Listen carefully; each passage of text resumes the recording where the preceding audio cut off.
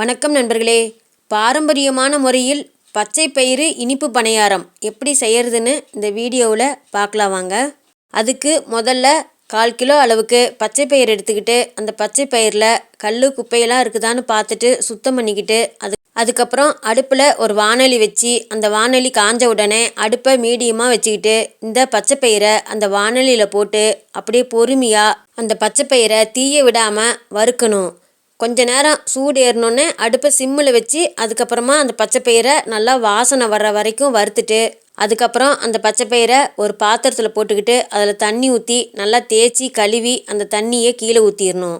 அதே போல் அந்த பச்சை பயிரில் நல்லா அழுக்கெல்லாம் சுத்தமாக வர்ற வரைக்கும் இன்னும் 2-3 தடவை கூட தண்ணி ஊற்றி நல்லா தேய்ச்சி கழுவிடணும். அதுக்கப்புறம் ஒரு குக்கர் எடுத்துக்கிட்டு அந்த குக்கரில் இந்த கழுவி வச்சுருக்கிற பச்சை பயிரை போட்டுக்கிட்டு அதில் தண்ணியை தாராளமாக ஊற்றி அடுப்பில் வச்சு அந்த பச்சை பயிரை வேக விடணும்.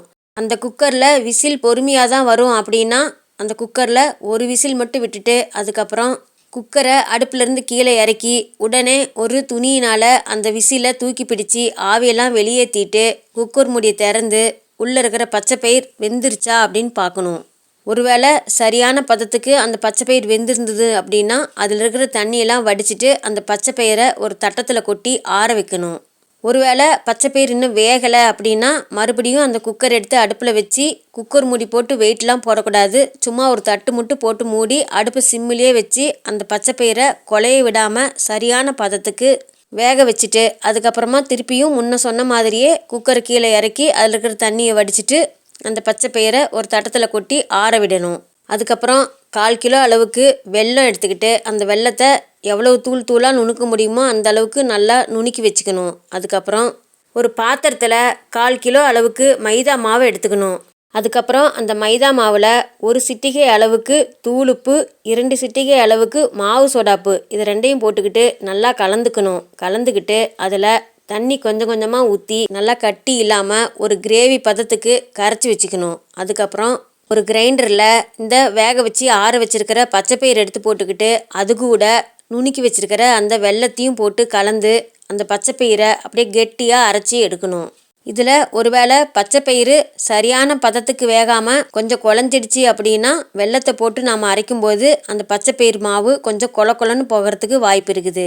அதனால் அந்த பச்சை பயிர் மாவு சரியாக உருண்டை பிடிக்க வராது. அதனால் அந்த பச்சை பயிரை வெல்லம் போட்டு நல்லா அரைச்சிட்டு அதுக்கப்புறம் ஒரு பாத்திரத்தில் அதை நாம் எடுத்து உருண்டை பிடிக்கிற அளவுக்கு சரியான பதம் இருக்குதா அப்படின்னு பார்த்துக்கிட்டு தான் அந்த அளவுக்கு தான் அந்த பச்சை பயிர் கூட நாம் வெல்லத்தை போட்டு அரைச்சிக்கணும்.